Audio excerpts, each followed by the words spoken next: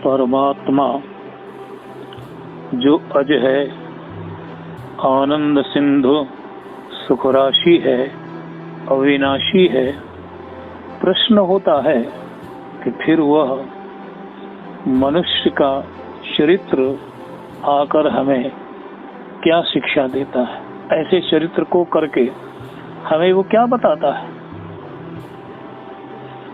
जो अज अर्थात जन्म नहीं ले, जो आनंद सिंधु है, जो सहज ही में सुख राशि है, उस परमात्मा ने इस संसार को बनाया। और कहते हैं कि परमात्मा ने मनुष्य के रूप में अपनी अनुपम सृष्टि की है। मानव मनुष्य के रूप में उसने अपने आप को ही बना दिया। लेकिन जब मनुष्य सन्मार्ग से भटक जाता है, सदाचार को छोड़ देता है, तब भगवान उन्हें करुणा कर अवतार लेकर सन्मार्ग पर चलने की प्रेरणा देते हैं। इसीलिए भगवान स्वयं वैसा आचरण करते हैं कि मनुष्य के अंतर्गत स्नेह, सौहार्द, सेवा, करुणा, भाईचारा, जिसका निहित स्वार्थ के कारण उसने परित्याग कर दिया है, उसको वो फिर से अपने जीवन में उतारे और इस पृथ्वी को ही स्वर्ग बना दे, इस पृथ्वी को ही वह वैकुंठ बना दे। ऐसा आनंद बरसे, ऐसे आनंद हर मनुष्य के भीतर बरसे कि उस आनंद में वो भीकर कृतकृत्य हो जाए। इसीलिए भगवान राम के बारे में गोस्वामी जी ने मानस में यह कहा कि सीता जी के हरण के बाद जब आप उन्हें ढूंढते हुए आगे चले हैं, तब चलते हुए गोस्वामी जी ने कहा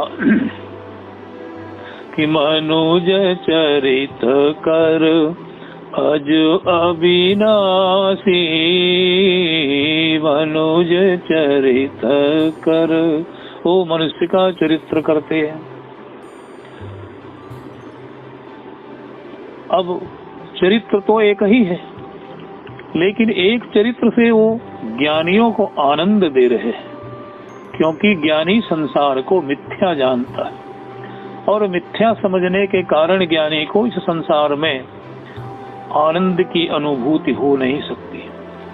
इसीलिए ज्ञानी जगत से अपने आप को मोड़कर अपने भीतर ही आनंद को प्राप्त करने की चेष्टा में लगे रहते हैं। और जब अपने आंतरिक आनंद को प्रकट कर लेते हैं, उसी आनंद में दिवा रात्रि डूबे रहते हैं, तो ऐसे ही संत आत्मानंदी कहे जाते हैं, आत्मारामी कहे जाते हैं। लेकिन भगत जो भगवान की पूजा करने वाला है, भगत को अपने नेत्रों से निहारने वाला है, भगवान को नैवेद्य लगाकर तब वह प्रसाद पाने वाला है, उस भगत को कैसे सुख मिलेगा? तो भगवान ऐसे भक्त के लिए जो चरित्र करते हैं वह सुखप्रद होता है। भगवान के भक्तों को सुख मिलता है भगवान के चरित्र से। इसीलिए तो भगवान ने कहा न कि मैं संसार में अवतार लेकर हे देवताओं ऐसे कार्य करूंगा, चरित्र करूंगा, अपनी लीलाओं को प्रकट करूंगा कि सोई जस गाय भगत भवतरहि, सोई जस गाय। वही गा करके हमारे भक्त लोग संसार सागर से उद्धार प्राप्त कर सकेंगे। आज ठाकुर जी वैसी ही मानवीय लीला कर रहे हैं जैसा कोई एक मनुष्य करता है, किंतु हमारी लीला लीला नहीं होती है, क्योंकि हम कर्तृत्वाभिमान से जुड़े होते हैं, हमारा अहम भाव उसमें जुड़ा होता है। इसीलिए वो हमारे लिए बंधनकारी हो जाता है, कर्म हो जाता है। लेकिन ठाकुर जी किसी कर्म बंधन से बंधे नहीं होते, और बंधे न होने के कारण उनका हर चरित्र, हर लीला जीव के लिए मुक्तदायी हो जाता है। आगे चलकर उन्होंने क्या देखा है? रावण बगल में खड़ा होकर देख रहा है कि ईश्वर है कि कोई राजकुमार है। ईश्वर है तब तो मेरी प्रतिज्ञा सचमुच पूरी होगी, और यदि कोई लाडला राजकुमार है तो ये मेरी प्रतिज्ञा क्या पूरा कर सकेगा? तब तो मैं इसकी पत्नी का अपहरण करके लिए जा रहा हूँ। तो रावण बगल से ये भी देख रहा है, कभी वो भगवान समझ लेता है और कभी मनुष्य समझ लेता है। इस द्वंद के ऊहापोह में डूबा हुआ वो कोई निर्णय ले ही नहीं पा रहा है। आगे चल करके जटायु से भगवान श्री राम का संपर्क होता है। जटायु की दयनीय दशा को देख करके उनकी आंखों में आंसू भर आए हैं, हृदय पिघल आया है और उन्होंने राघो गोद गीध करी लीनो। भगवान राम ने गीधराज जटायु को अपनी गोद में लिया, बातें हुई। जटायु ने सारा का सारा प्रसंग रामभद्र को सुना दिया कि हे राम, सीता जी का किसी और ने अपहरण नहीं किया, लंका के राजा रावण ने किया है। और मैंने देखा बिलपति अति क्रूरी की राई, तो मैंने दौड़ा धावा किया उसके ऊपर और युद्ध में मेरे दोनों पंख उसने काट दिए और मैं पृथ्वी पर गिरा। तुम्हारी प्रतीक्षा कर रहा हूँ, सुमिरत राम चरण जिन रेखा। तुम्हारी प्रतीक्षा कर रहा हूँ कि कब तुम आओगे, कब तुम आओगे और तुम्हारे सामने अपने इस प्राण को मैं इस शरीर से निकालूंगा। बड़ा ही मार्मिक प्रसंग है यह। गीधराज संपाति बड़ा भाई रहा, जटायु छोटा। पूर्व जन्म में दोनों ये ऋषि बालक थे और ये दोनों ऋषि बालक एक संत के आश्रम पर गए और वहां पर कुछ इन्होंने जो आचरण करने के योग्य नहीं था, वही काम इन दोनों बंधुओं से हो गया। इसका दुष्परिणाम यही हुआ कि ऋषि ने इन दोनों भाइयों को शाप दे दिया कि तुम लोग गीध हो जाओ। और ये ही दोनों ऋषि बालक गीध बन करके इस संसार में आए। बड़ा भाई संपाति के रूप में, छोटा भाई जटायु के रूप में आया। और कहते हैं कि जब से भगवान राम ने चित्रकूट में अपना डेरा डाला, तब से ही आप सत्संग करते थे। संत लोग सत्संग करने के लिए रामभद्र के आश्रम पर आया करते थे। तो गीधराज भी सत्संग करने के लिए आया करता था। गीधराज से भेंट भई बहु विधि प्रीत बढ़ाए, गोदावरी निकट प्रभु रहे परन गृह छाए। तो सत्संग में आनंद लेने के चलते गीधराज के मन के सारे कलुषित भाव मिट गए। गीधराज परोपकार को ही अपने जीवन में सर्वश्रेष्ठ समझ बैठा।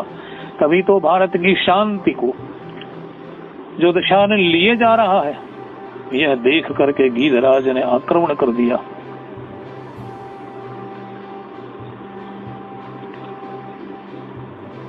जब भगवान राम गीध की इस वाणी पर बड़े ही मनमाहत हो गए तो उन्होंने कहा, हे तात, आप जीवित रहे, क्योंकि राम जी का राज्य अभिषेक तो हुआ नहीं, चक्रवर्ती जी चल पड़े। तो रामभद्र ने कहा, आप तो मेरे पिताजी के मित्र हैं, तदर्थ आप मेरे लिए पितृतुल्य हैं। जब मेरा राज्य अभिषेक होगा, इस आनंद को आप नेत्रों से देख लेंगे। इसके बाद आप शरीर का त्याग करते तो बड़ा अच्छा होता। गीधराज ने कहा, क्या राम, कभी मेरे जीवन में ऐसा फिर अवसर आएगा क्या, जिस तरह से आज मैं तुम्हारी गोद में बैठा हुआ हूँ, अपने नेत्रों से तुम्हें निहार रहा हूँ और तुमसे मैं वार्तालाप भी कर रहा हूँ, ऐसा जीवन में संयोग नहीं आएगा। इस शरीर को आज हो कि कल जाना है, तो आज ही जाने दो। अब सारा का सारा प्रसंग जटायु ने रामभद्र को सुना दिया कि अभिजित मुहूर्त में रावण ने सीता जी का अपहरण किया है और वह सो दक्षिण सी गयो गुसाई, वो दक्षिण की ओर गया है। राम कहते हैं, इस मुहूर्त में जो भी वस्तु खो जाती है वो वस्तु खोती नहीं है। कुछ समय के बाद ही उसको उसकी प्राप्ति हो जाती है। यह ज्योतिष शास्त्र का फलादेश कहा गया है। राम दक्षिण दिशा की ओर ले जाने वाला रावण मारा जाएगा और सीता जी की तुम्हें प्राप्ति होगी। मैं जानना चाहता हूं कि भारतवर्ष के गीध को ज्योतिष शास्त्र का इतना बड़ा ज्ञान कहां से हुआ, कैसे हुआ। आज इतना बड़ा ज्ञान कोई मनुष्य कर ले तो वह अपने आप को बहुत बड़ा पंडित समझने लगता है, होना भी चाहिए। लेकिन गीधराज को इतना बड़ा ज्योतिष शास्त्र का कहां और कैसे ज्ञान हुआ। गीध ने कहा बस मुझे जाने दो। भगवान राम कहने लगे तात कर्म निज ते गति पाई, आपने अपने कर्म से ऐसी महान गति पाई है, मैंने आपको कुछ दिया नहीं। क्यों जी, ये सत्संग का प्रभाव है।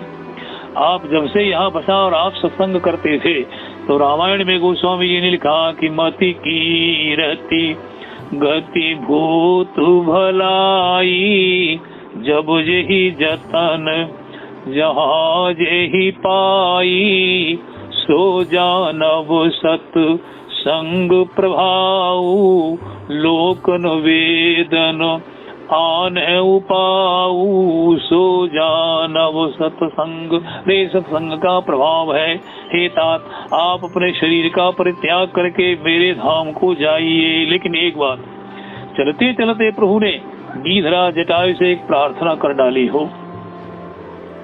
क्या कहा कि हे तात, सीता हरण तात जनि, कैसी पिता सन जाय, जो मैं राम तकुल सहित, कहे दशरथ जाय। सीता जी के हरण की बात आप अपने मित्र मेरे पिताजी से नहीं कहिएगा, यही आपसे निवेदन है।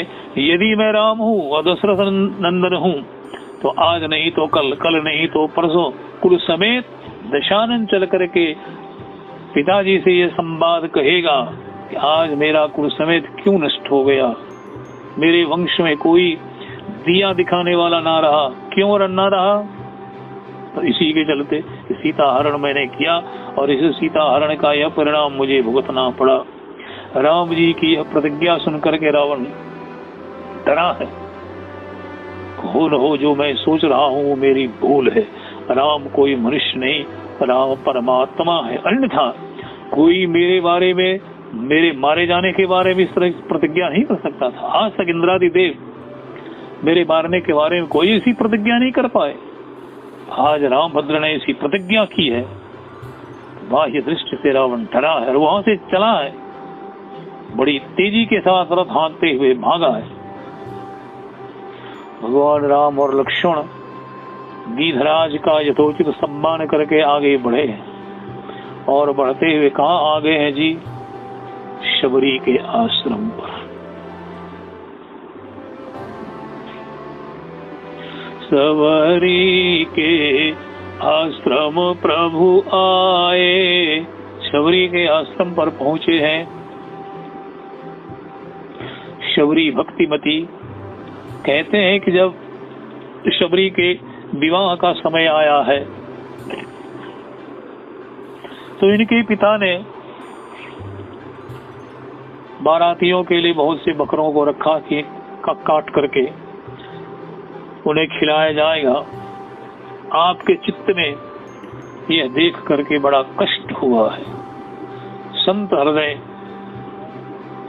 शबरी को ये मन में बात जच गई कि मेरे विवाह के कारण इतने पशुओं की गर्दन काटी जाएगी और वो रातों रात भाग चली और आप आकर के मतंग ऋषि की शिष्या हो गई। बाबा जी मतंग ऋषि इन्हें बहुत स्नेह करते थे और बाबा जी ने सारा का सारा साधन भजन इन्हें बता दिया, भेद बता दिया। मतंग जी जब संसार छोड़ करके जाने लगे तो आपने वो कहा तुम यहीं रहो, तुम्हें कहीं जाने की आवश्यकता नहीं है, तुम्हारे पास स्वयं परमात्मा चल करके आएगा, उस दिन की प्रतीक्षा करो, भजन करो। और शबरी तब से ही गुरुवाणी को अपने हृदय में धारण करके साधन भजन करती रही।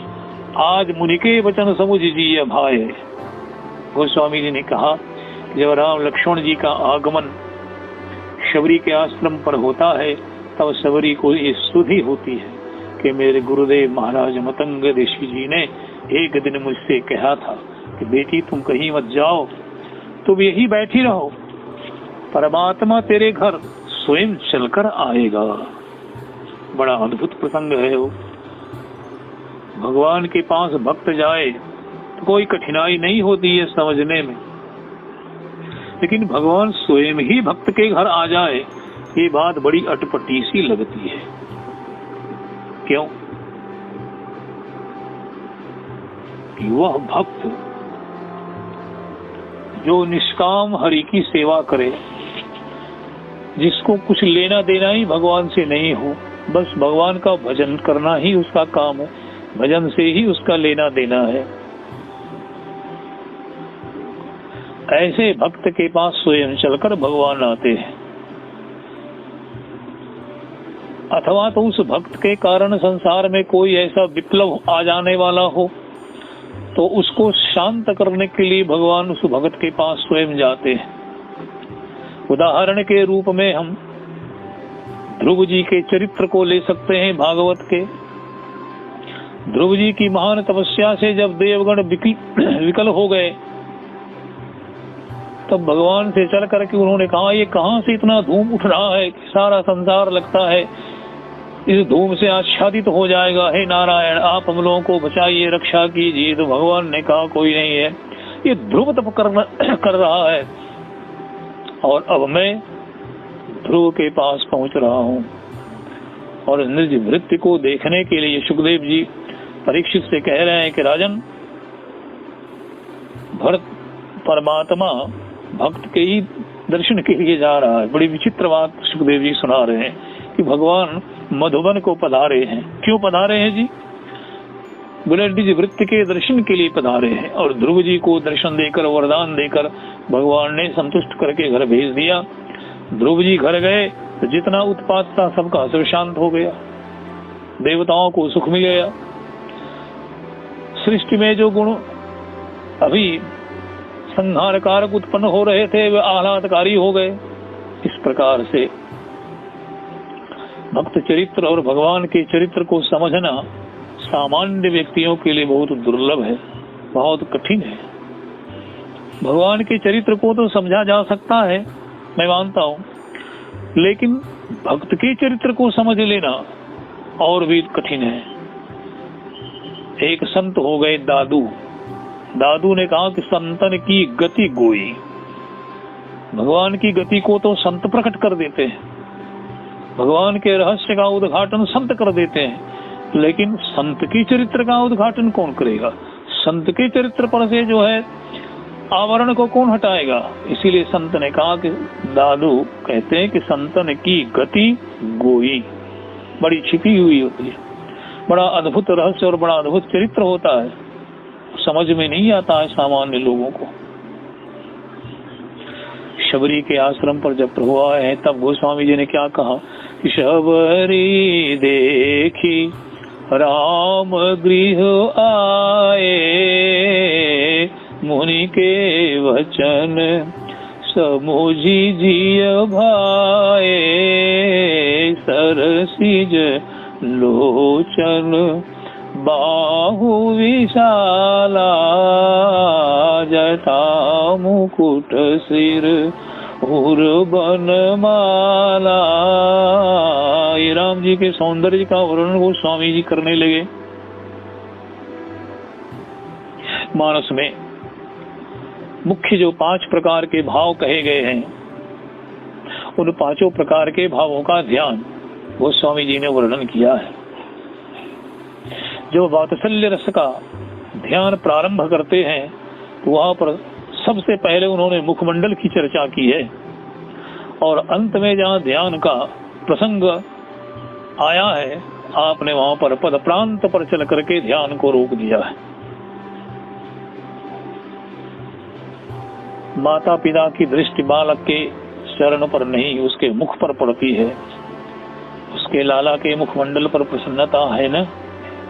लाला यदि भूखा होगा तो इसके मुख पर उदासी होगी, और यदि भरपेट खाया होगा तो मुख पर उदासी नहीं होगी, प्रसन्नता होगी। इसीलिए माता पिता की सहज ही में दृष्टि अपने बालक के मुखमंडल पर पड़ती है। जहाँ जहाँ ऐसा रामचरितमानस में आया है वो सबका सब वात्सल्य रस का ध्यान है। और ठीक इसके विपरीत दास्य भक्ति का ध्यान आया है। दास की सबसे पहले दृष्टि कहाँ पड़ती है? भगवान के पद प्रांत पर पड़ती है, और इसके बाद ऊपर उठती हुई दृष्टि भगवान के श्री मुखमंडल पर चलकर रुक जाती है। मानस में जहाँ जहाँ ऐसा वर्णन आया है वह सबका सब ध्यान रस का वर्णन आया है। आगे देख लीजिएगा, जब हनुमान जी के साथ भगवान राम का मिलन होता है तो हनुमान जी की दृष्टि पद प्रांत पर ही पहले जाती है, मुखमंडल पर बाद में जाती है। कठिन भूमि कोमल पदगामी कमन हेतु विचरो मन स्वामी, पद प्रांत से दृष्टि प्रारंभ होती है। और हनुमान जी से बड़ा कोई दास्य भक्त हुआ भी नहीं। कपिपते दास्यम नवदा भक्ति में नव आदर्श।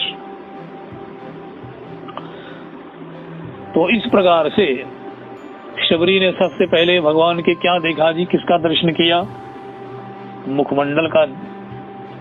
जटा मुकुट सिर पर है, गले में माला लटक रही है, शबरी परी चरण पर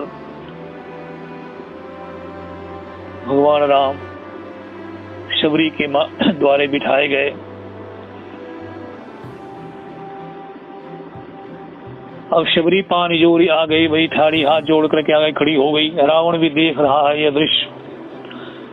चलो तो एक बार फिर से मुझे समझने का अवसर मिलने वाला है कि राम परमात्मा है, वह कि ईश्वर है। और शबरी को वहां भगवान राम नवधा भक्ति का उपदेश करते हैं। मूलतः भक्ति के 3 ही प्रकार हैं, श्रवण, मनन और निधिध्यासन। लेकिन इसी 3 को 9 भागों में दे दिया गया, बांट दिया गया है, इसीलिए नवधा भक्ति कहा गया है। भगवान गौरांग महाप्रभु ने भी यही कहा था, तार नवविधा भक्ति, और तार मध्य सर्वश्रेष्ठ नाम संकीर्तन। नवधा भक्ति के अंदर में सर्वश्रेष्ठ भक्ति वो आप क्या बता रहे? तो नाम संकीर्तन को। और रामचरितमानस में शबरी वाला प्रसंग जो है नवधा भक्ति का, यह अध्यात्म रामायण से बिल्कुल मेल खाता है। आगे चल करके लक्ष्मण जी को जब भगवान श्री राम नवधा भक्ति का एक स्थान पर और उपदेश करेंगे तो वह नवधा भक्ति इस नवधा भक्ति से बिल्कुल भिन्न है। लेकिन यहाँ वाला प्रसंग अध्यात्म रामायण से बिल्कुल मेल खाता है। जब भगवान राम कहेंगे प्रथम भगति संतन कर संगा, दूसरी रति मम कथा प्रसंगा।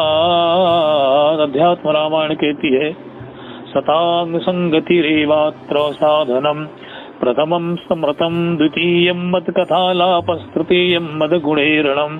बिल्कुल नवधा भक्ति से मिला इन चौपाई और श्लोकों में है। भगवान राम जब नवधा भक्ति का उल्लेख कर चुके, तब नवधा भक्ति के उल्लेख करने के बाद अंत में पूछते हैं कि हे भामिनी, सीता जी की सुधि तो बताओ। रावण को यहाँ एक धक्का लग गया, अरे रे ये तो बड़ा बढ़िया प्रसंग सुना रहे थे नवधा भक्ति का। तो मैंने तो समझ लिया कि ये कोई मनुष्य नहीं है, क्योंकि मनुष्य इस प्रकार की बात कर नहीं सकता है। जब भगवान श्री राम ने यहाँ तक कह दिया 7वीं भक्ति में कि 7वीं भक्ति यही है कि संसार में जो भी कुछ तुम देखते सुनते हो सब मेरे समान है। तो यदि ये परमात्मा नहीं होता, कोई मनुष्य होता, तो ये नहीं कह सकता कि यही 7वीं भक्ति है। भरत जी ने जब देखा है जमुना जी के नीले नीले जल को, तो आपको भगवान श्री राम की सुधि हो आती है। उतरे नहाए जमुन जल जो शरीर सब श्याम। तो भक्त के हृदय में एक बार यह श्याम रंग का जल देखकर भगवान श्री राम के अंग का स्मरण हो आया है, भावना उद्दीप्त हो चुकी है। यही 7वीं भक्ति है। लेकिन जब उन्होंने सीता जी की स्तुति पूछ दी तो रावण का मन जो है डावाडोल हो गया। ये ईश्वर नहीं है, परमात्मा नहीं है।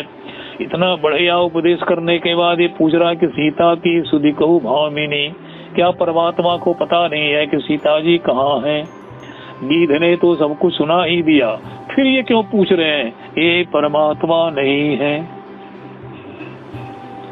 जो आदमी अपने तर्क बल से, अपनी बुद्धि बल से ईश्वर का अता पता पाने का दंभ करता है, वो दंभ ही रह जाता है, वो प्राप्त नहीं कर सकता है। कोई आदमी किसी वृत्त की परिधि पर खड़ा हो जाए तो वो परिधि पर ही घूमता रहेगा, लेकिन केंद्र तक नहीं पहुंच पाएगा। केंद्र तक पहुंचने के लिए उसको किसी त्रिज्या को पकड़ने की आवश्यकता होगी। जो परिधि से चलकर केंद्र तक रेखा जाती है उसको त्रिज्या कहते हैं। तो बिना उस त्रिज्या को पकड़े वो केंद्र तक नहीं जा सकेगा। उस केंद्र तक पहुंचाने वाला जो त्रिज्या है वो कोई और नहीं, वो सद्गुरु है। बिना उसको पकड़े, बिना उसकी शरण ग्रहण किए हम केंद्र तक नहीं पहुंच पा सकते हैं। अपनी विद्या, अपनी बुद्धि, अपने तर्क के बल पर जीव उसको प्राप्त नहीं कर सकता है। वो स्वामी जी यही संकेत करते हैं। अब यह प्रश्न सुन करके शबरी रामभद्र को बतलाने लगती हैं कि आपको कहाँ जाना है, आपको क्या करना है। तो शबरी ने कहा कि पंपा सरहि जाहु रघुराई,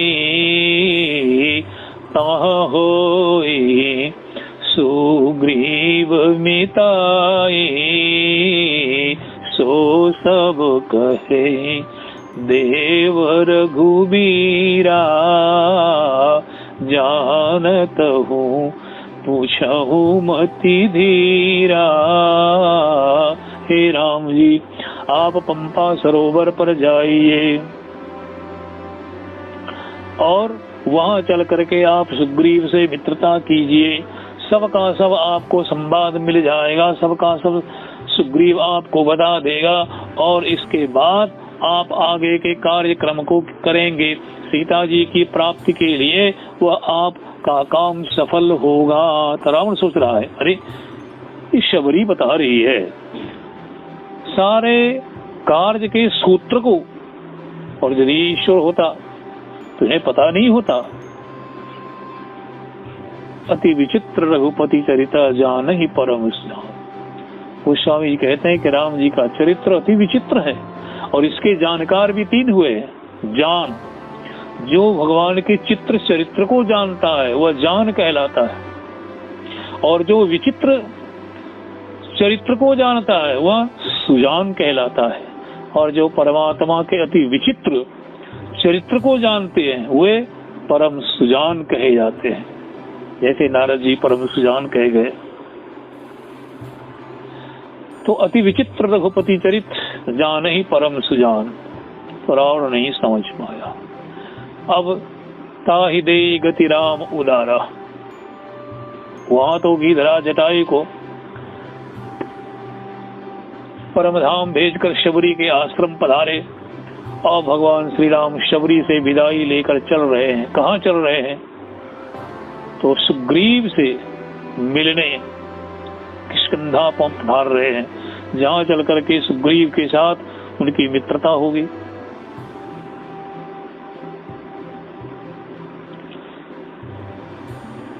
अब चलते चलते भगवान राम पंपा सरोवर पर पहुंच गए हैं और जब बहुत सुंदर जल देखा है, आपके मन में स्नान करने की इच्छा होती है। वो स्वामी जी ने बड़ा बढ़िया वर्णन किया है। वो बांधे घाट मनोहर चारी, संत हृदय जस निर्मल बारी। कितना स्वच्छ जल है, बोले संत हृदय जस। जैसे संतों का हृदय स्वच्छ होता है, संतों के हृदय में कोई वासना नहीं होती है, संतों के हृदय में कोई दंभ पाखंड क्रोध काम लोभ मोह ईर्ष्या मद मोह कुछ नहीं होता है।